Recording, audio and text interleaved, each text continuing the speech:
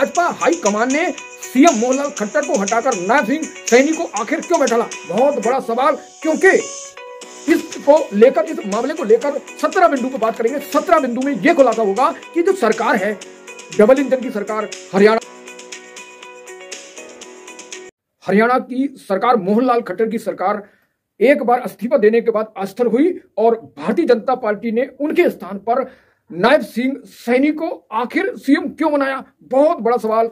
और आखिर जो मोदी के पुराने मित्र थे, सबसे वफादार मोहनलाल खट्टर, आखिर उनको क्यों साइडलाइन कर दिया गया? बहुत बड़ा सवाल इस वीडियो में। तो मेरे साथ बने रहिए TPN 20 न्यूज और मैं एसबी सागर, पूरा राजनीतिक विश्लेषण इस वीडियो में।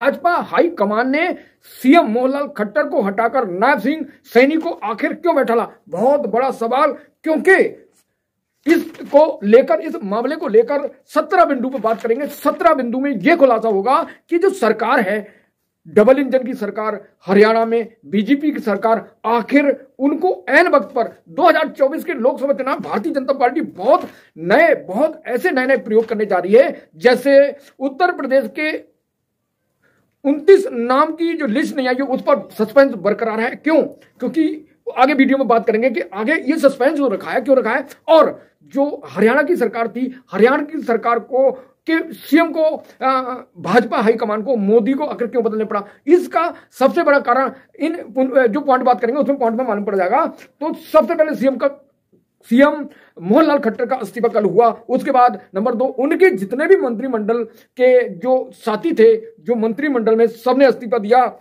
इसी बीच जो बिज, वहां के पुराने दिग्गज बीजेपी के नेता थे, उनको साइडलाइन कर दिया गया, क्योंकि उन पर उन्हें उम्मीद थी कि अगर मोहनलाल खट्टर यहां से हटते हैं तो जो बिज हैं, जो वहां के बड़े नेता हैं बीजेपी को, उनको सीएम बनाया जाएगा, लेकिन उनको दरकिनार कर दिया गया। तीसरा, जाट चेहरे की जगह ओबीसी को क्यों लिया? ये बहुत बड़ा सवाल है कि आखिर ओबीसी पर बीजेपी क्यों टारगेट करिए? दरअसल पूरा मसला वहां से शुरू होता है कि पंजाब और हरियाणा के जो किसान थे और जाट थे, सिख थे, और इस महत्वपूर्ण मामले को लेकर वो पिछले 1-1.5 महीने से प्रोटेस्ट कर रहे हैं। उनकी मांग है कि सरकार उनको 25 फसलों पे MSP दे, लेकिन सरकार ने टिकरी बॉर्डर और बहुत सारे ऐसे बॉर्डर थे जिसको सील कर दिया। बार बार उन पर आंसू गैस और बार बार उन पर गोला बम दागे गए, जिसके कारण बहुत किसान क्षतिग्रस्त हुए आंसू गैस के कारण। और जो पायलट गन से छोड़े गए थे, उनसे बहुत सारे किसान जख्मी हुए थे।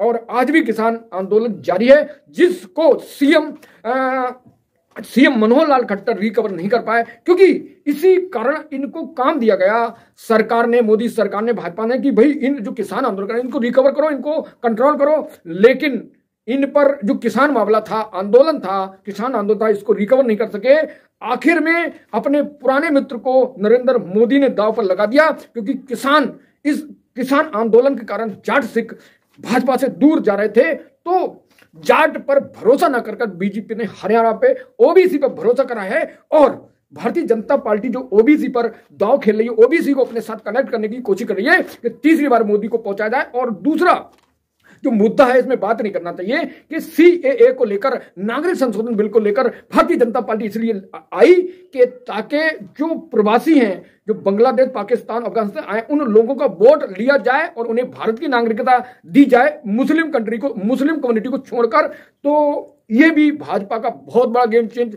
प्लान है। अब देखते हैं इस CAA को लेकर जो दिग्गज पार्टियां, जो दिग्गज नेता हैं और जो मुस्लिम समुदाय के लोग हैं, वो इसका बहुत बड़े स्तर पर प्रोटेस्ट विरोध कर रहे हैं। तो वहीं भारतीय जनता पार्टी जो है, उनके नेता लोग इसको खुद ही मना रहे हैं। तो अब मुद्दे पे पहुंचते हैं। 4, किसान आंदोलन को रिकवर न करना, किसान आंदोलन पर विफल होना, किसान आंदोलन को समझा ना पाना, किसान आंदोलन के कार्यकर्ताओं को रिकवर ना करना, उन्हें कन्वेंस ना करना।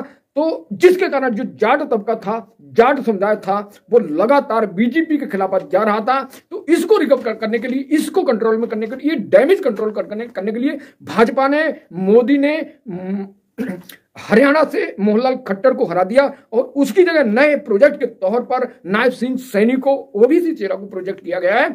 उन्होंने कल शपथ ग्रहण की और आज फ्लोर टेस्ट में पूरे विश्वास मत से ध्वनि मत से प्रोटेस्ट पास कर लिया और सरकार फिर से एक बार फिर बीजेपी की सरकार हरियाणा में बन गई। तो ये मसला बहुत ही इंटरेस्टिंग है, बहुत ही ज्यादा सेंसिटिव है, क्योंकि जाट जो समुदाय के लोग हैं वो लगातार बीजेपी से, पंजाब तो बीजेपी के हाथ से चला गया, कहीं उन्हें ऐसा ना हो कि उनके हाथ से जो हरियाणा है, हरियाणा की 10 सीटें हैं, वहां पर पिछली बार बीजेपी ने 7 जीती थी, 2 इनेलो और 1 कांग्रेस ने, कि कहीं ना कहीं इस कारण जो वोट शेयर है बीजेपी का, जो हरियाणा में 58% वोट शेयर है, इस वोट शेयर पर चोट लग रही है। इस वोट शेयर इनसे बीजेपी से कनेक्ट होने से बच रहा था, कतरा रहा था, इनकी जो वोट शेयर है उस पर दांव खेला जा रहा। तो इसी वजह से भारतीय जनता पार्टी ने आखिर मोहन लाल खट्टर को दांव पे लगा दिया। और अगर बात करें हैं कांग्रेस की, तो 28.42% वोट शेयर दोस्तों कांग्रेस का हरियाणा में, और आगे बात करें तो जेजेपी उसका 4.9। तो इस कारण इस वोट शेयर पर चोट हो रही थी। और इंटरनल सर्वे से, बीजेपी के इंटरनल सर्वे से पता चला था कि दोस्तों कि यहां पर बीजेपी को खतरा लग रहा था कि अगर सीएम खट्टर रहते यहां पर किसान और ये लोग मिलकर बीजेपी को नुकसान पहुंचा देते। इससे पहले मोदी ने ट्रिप कार्ड खेलते हुए वहां से मनोहर लाल खट्टर को हटा दिया और नायब सिंह सैनी को वहां पर प्रोजेक्ट कर दिया, बना दिया। अब वो हरियाणा के मुख्यमंत्री बन गए। तो भाजपा ऐसे चेहरे को, सीधे सज्जन और बेहतरीन साफ छवि के लोगों को नए तौर पर प्रोजेक्ट करती है, जो हाई कमान के निर्देशों पर चल सके। और अगर हम थोड़ी सी बात करते हैं मध्य प्रदेश के मोहन यादव की, जो अभी लखनऊ में आए थे, जिसको लेकर उत्तर प्रदेश के कई जिले के बच्चे वहां पहुंचे थे, कहा कि भाई आप भी यादव, हम भी यादव हैं, आप हमारे लिए सपोर्ट करें। तो उन्होंने खुलकर कहा कि भैया आप मेरी जगह पिछले जो मुख्यमंत्री है उनसे नौकरियां मांगो। उन्हें नौकरी मांगने की बात की, यादव समुदाय के लोग थे। तो इस तरह की भाजपा के लोगों को जरूरत है जो तोता की तरह, जो रबड़ स्टंप की तरह उनके लिए काम कर सके। तो कहीं ना कहीं मनोहर लाल खट्टर एक तरफ पैर उनका किसान की तरफ था, किसानों को लेकर था, और दूसरी तरफ उनका पैर जो था बीजेपी के पाले में था। तो 2 पैर पर नाव रखी थी, इसलिए उन्हें डर था बीजेपी को, ये मामला बिगाड़ देंगे, ये मामला को ऐसे तैसे कर देंगे, तो भैया इनको यहां से हटाया जाए। और बीजेपी ने मामले को लेकर जैसे ही पहले उनसे इस्तीफा दिलवाया और उनके मंत्रिमंडल से इस्तीफा दिलवाया, बीजेपी ने कहा कि भाई पूरे सिस्टम को चेंज करना है, ये सिस्टम रहेगा तो यहाँ का जाट किसान हमसे नाराज हो जाएगा, बिदक जाएगा, दूर चला जाएगा। तो इसलिए भाजपा ने केंद्रीय मंत्री अर्जुन मुंडा और तरुण चुग को वहां उस जो पॉलिटिकल क्राइसिस थी उसको कमांड करने के, रिकवर करने के भेजा और मामला शांत हुआ। नए सीएम नायब सिंह सैनी बने और मोहन लाल खट्टर को दाएं बाएं, और उसके बाद आज फ्लोर टेस्ट में ध्वनि मत से उनका जो फ्लोर टेस्ट था वो पास हो गया। तो भाजपा इसी डर पे, इसी टेंशन में, ये प्रॉब्लम में, ये चैलेंज से जूझ रही थी, और उस चैलेंज को उन्होंने मोहन लाल खट्टर को हटाकर नायब सिंह सैनी को बना दिया। तो डर के कारण ही भाजपा यहां से नॉन जाट को प्रोजेक्ट करना चाहती थी कि नॉन जाट को हटाकर यहां ओबीसी को प्लांट किया जाए, ओबीसी को यहां नई पारी के लिए तैयार किया जाए, नए फसल को तैयार किया जाए, नए ओबीसी समाज पर दांव खेला जाए। अब मोदी को, बीजेपी को जाट समुदाय पर विश्वास नहीं है, और इस जाट समुदाय ने दिल्ली में मोदी सरकार के नाक में दम कर दिया। इसका इलाज मोहनलाल खट्टर को हटाकर किया।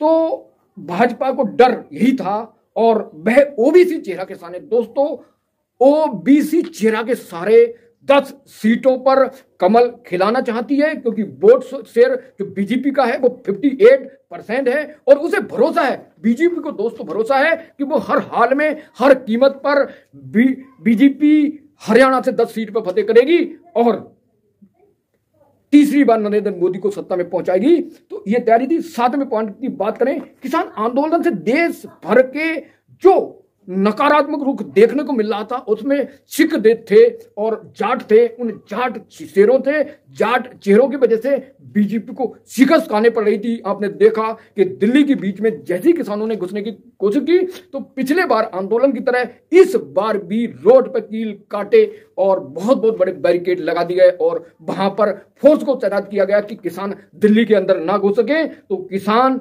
जाट और सिख और सरकार के बीच में आर पार, और आज भी चल रही दोस्तों। तो ये मसला, ये चैलेंज को, ये प्रॉब्लम को लेकर भाजपा ने यहां नया दांव खेला। 8वें पॉइंट, किसान आंदोलन के अलर्ट से किसान आंदोलन जो किसान कर रहे थे उसको भाजपा ने दिल्ली में, हरियाणा में, तो भारतीय जनता पार्टी ने हरियाणा और पंजाब के किसानों को दिल्ली में घुसने से पहले धारा 144 धारा को एक्टिवेट कर दिया, घोषित कर दी, और 1 महीने तक कि कोई भी अगर उल्लंघन करेगा तो वो जेल जाएगा। देश के अन्नदाता के खिलाफ कंक्रीट बिछाना और उनके तंबू को उखाड़ देना, उनका पानी रोक देना, उनका खाना नहीं देना, उनको लाइट नहीं देना, इस तरह पिछली बार बहुत तगड़ी क्राइसिस हुई जिसमें 750 किसान शहीद हुए। तो आज तक उनका अता पता नहीं, उनको क्या हुआ सरकार को नहीं पता। संगठन ने उनकी मदद की होगी, उनके परिवार में कौन कमाने वाला, कौन खाने वाला, कौन नहीं है। तो इस तरह जो आंदोलन एमएसपी को लेकर आज भी सक्रिय है दिल्ली के आसपास, तो सरकार ने उन्हें रोकने के लिए, और यहां पर जो है आंदोलन के दौरान सीएम खट्टर ने दोस्तों यहां पर इंटरनेट बंद कर दिया, फिर भी किसान माने नहीं, पीछे हटने को तैयार नहीं है, और आज भी नहीं है। वो अपने 25 फसलों पर एमएसपी मांग रहे हैं, सरकार देने के मूड में नहीं है। सरकार ऐसे 5 फसलों पर एमएसपी देने के मूड में है जिसमें जो पंजाब में फसलें नहीं होती हैं, तो उसको नकार दिया किसान आंदोलनकर्ताओं ने, तो अब भी जारी है। तो यही कारण है कि यहां से मोहनलाल खट्टर को साइडलाइन किया गया।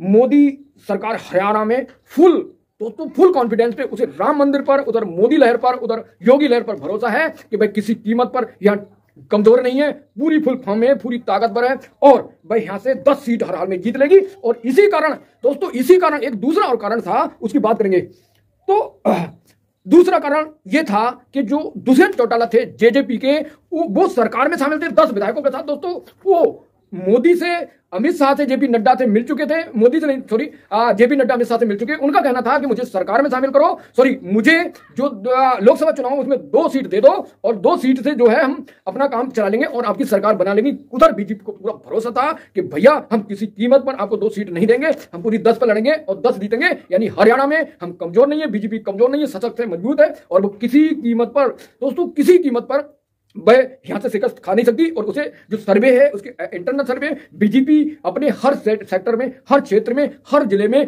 हर लोकसभा में चुनाव से पहले सर्वे कराती है, क्योंकि उस सर्वे पर उन्हें पॉजिटिव रिपोर्ट मिली, और उसी पॉजिटिव रिपोर्ट के आधार पर दोस्तों उन्होंने जेजेपी को, दुष्यंत चौटाला को चेकआउट कर दिया। और जब बात नहीं बनी तो दुष्यंत चौटाला ने सरकार के साथ गठबंधन तोड़ा जो हरियाणा की सरकार थी। तो इस क्राइसिस को सॉल्व करने के लिए भाजपा ने नया चेहरा प्रोजेक्ट किया और सरकार फिर से प्रोटेस्ट में पास हुई। तो मोदी ने इसलिए अपने पुराने मित्र को दांव पर लगाया, मोहनलाल खट्टर को दांव पर लगाया कि उनके बस की बात नहीं थी। उनमें अब किसानों को डैमेज कंट्रोल से बचाने के लिए, किसानों को कंट्रोल करने के लिए, किसान के आंदोलन को रिकवर करने के लिए अब उनमें इतना क्षमता नहीं लग रही थी। भाजपा को लग रहा था कि ये जो हमारा हरियाणा है, कहीं ना कहीं जाट बेल्ट ये मोहनलाल खट्टर सीएम की वजह से हाथ से ना चली जाए। तो ये कारण लगातार जो किसानों का आंदोलन वो आज भी है, और जाट और सिख हर हाल में किसान आंदोलन सरकार से 2-2 हाथ करने के लिए लगे हुए हैं, सरकार से अपनी मांग को मांग रहे हैं। तो अब लोकसभा चुनाव की अधिसूचना जारी होने वाली है, 4 साल लगने वाली है। अब देखते हैं कि सरकार किसानों के बारे में क्या सोचती है। तो सरकार आर पार इसलिए है कि सरकार किसी कीमत पर किसानों की मांग मांगने के लिए तैयार नहीं है।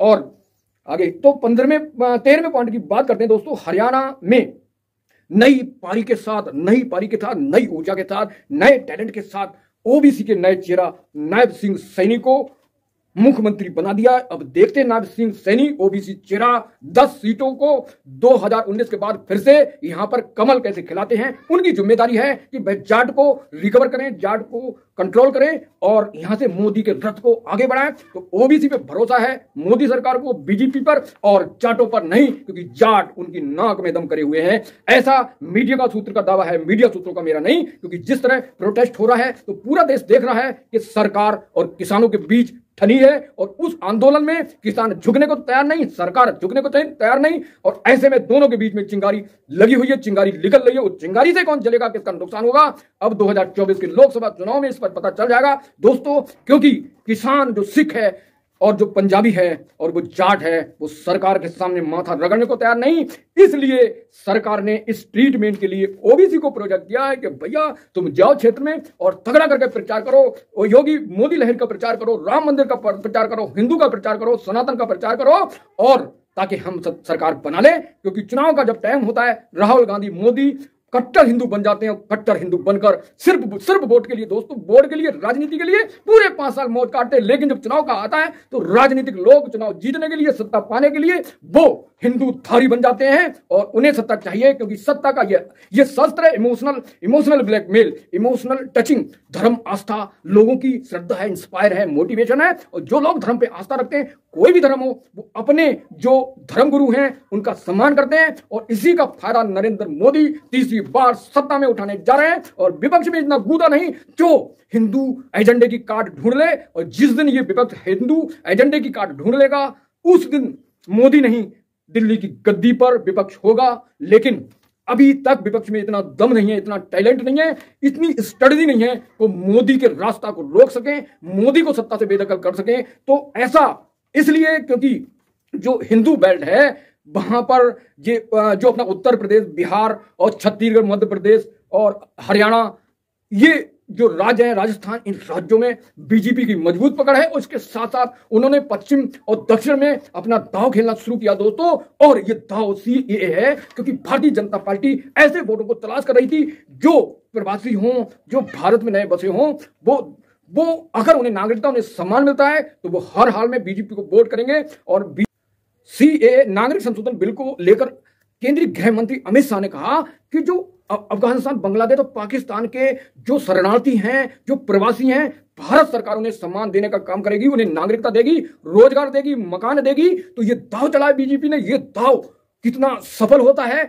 और वहीं दूसरी तरफ विपक्ष जो है बहुत मजबूती से इस एजेंडे को, इस सरकार के कानूनों का पुरजोरों विरोध कर रहा है, हंगामा काट रहा है। अभी थोड़ी देर पहले अरविंद केजरीवाल सीएम दिल्ली ने इस मामले को लेकर बहुत बड़ी कॉन्फ्रेंस की, लाइव आए। उन्होंने कहा कि ये हमारे बच्चों को नौकरी देने के लिए सरकार के पास नहीं है, और सरकार दूसरे देशों के लोगों को, नागरिकता और रोजगार, मकान, कपड़ा सब देने को तैयार है। हमारे बच्चे रोजगार से बिदक रहे हैं, परेशान हैं, और उन लोगों को जब रोजगार नहीं है तो बाहर के लोगों को सरकार इतने संसाधन कैसे जुटाएगी। तो अरविंद केजरीवाल ने दांव खेला है। अब उस विरोध का क्या असर पड़ता है? क्या देश में भाजपा सीए को लागू कर गेम चेंज प्लान बना चुकी है? क्या भारतीय जनता पार्टी जो प्रवासी, उन प्रवासियों को लेकर जो प्रवासियों को नागरिकता देने जा रहे हैं, क्या उनके वोट भारतीय जनता पार्टी ले पाएगी? इसके लिए मेरे साथ कनेक्ट रहिए हर अपडेट के लिए।